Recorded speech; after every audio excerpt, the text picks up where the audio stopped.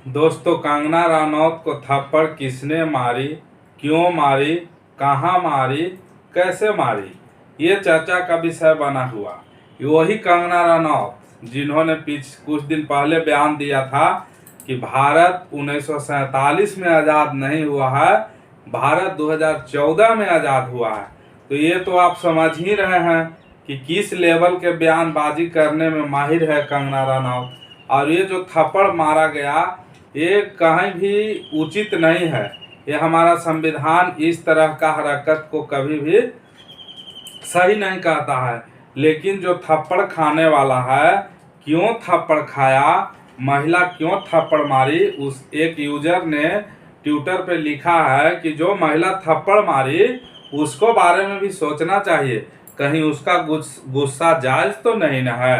ये वही कंगना रनौत है जो आए दिन भड़काऊ बयान देकर चर्चे में रहती है।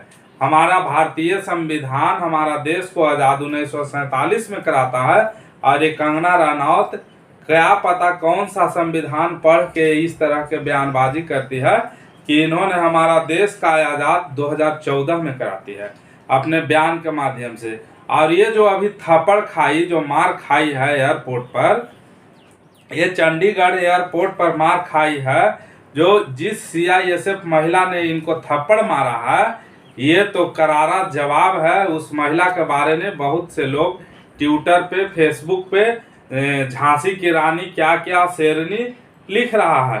तो कहीं नहीं तो कहीं एक बहुत बड़ा हुजूम उस थप्पड़ मारने वाली महिला के साथ भी है।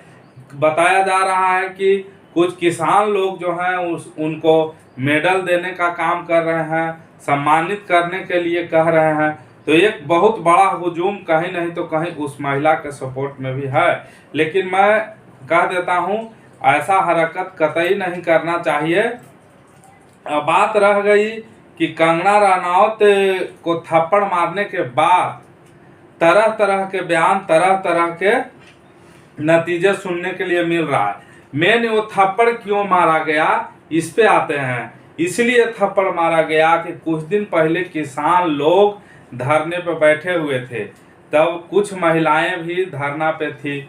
उसमें कंगना रनौत का बयान आता है कि इस तरह के महिलाएं 100-100 रुपये में रैली में ले जाने के लिए मिल जाती है। 100-100 रुपये में। और वो जो महिला थप्पड़ मारी, उनकी माता उस धरना में बैठी हुई थी। और बहुत से ऐसे लोग हैं, बहुत से ट्विटर पे ट्वीट कर रहे हैं कि मेरी भी माँ बैठी हुई थी, मेरी भी बहन धरना पे बैठी हुई थी। तो ये कहना कतई सही नहीं है कि जो धरने पर बैठी हुई है महिला, वो 100 रुपये में बिक जाती है या 100 रुपये में लाया गया है। तो कहीं नहीं तो कहीं ये कंगना रनौत का गलत बयान था।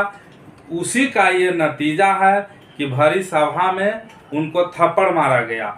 जहां तक कि बताया जा रहा है कि जो महिला थप्पड़ मारी उनको अभी सस्पेंड कर दिया गया है और उनको ऊपर कार्रवाई किया जा रहा है।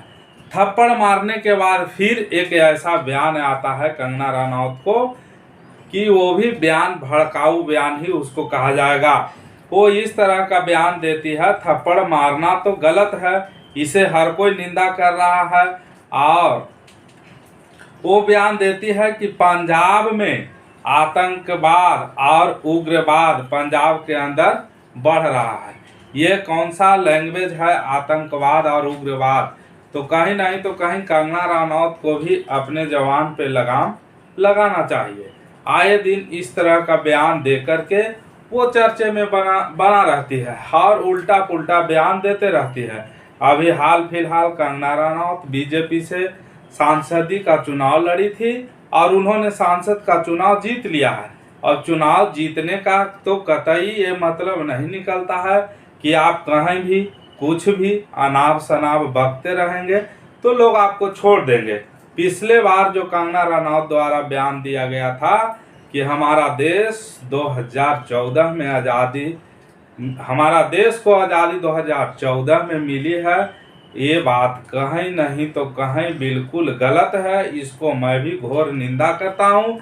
और आप एक सांसद होने के नाते आप गलत सलत उलूल जुलूल बयान दीजिएगा तो आपको भी बख्शा नहीं जाएगा। ये दोनों के ऊपर जांच होनी चाहिए और दोनों के ऊपर कार्रवाई होनी चाहिए। जो सीआईएसएफ महिला है उनके ऊपर भी और कंगना रनौत के ऊपर भी जांच होनी चाहिए। इस तरह का उलूल जुलूल बयान देना हमारे देश के लिए घातक साबित होता है। कहीं नहीं तो कहीं इस बयान को मैं घोर निंदा करता हूं और यही वो कारण रहा जिसके चलते कंगना रनौत को थप्पड़ का सामना करना पड़ा। बहुत से लोग तो ट्विटर पे ये भी लिख रहे हैं कि जस करनी तस भोग ही, ऐसे करके ताता। जो इसका मतलब है जो जैसा करेगा वो वैसा पाएगा। कंगना रनौत उस तरह के बयान दी थी और वो सीआईएसएफ महिला जिनका माँ जो है वो धरने पे बैठी हुई थी, उनको कहीं नहीं तो कहीं ये बयान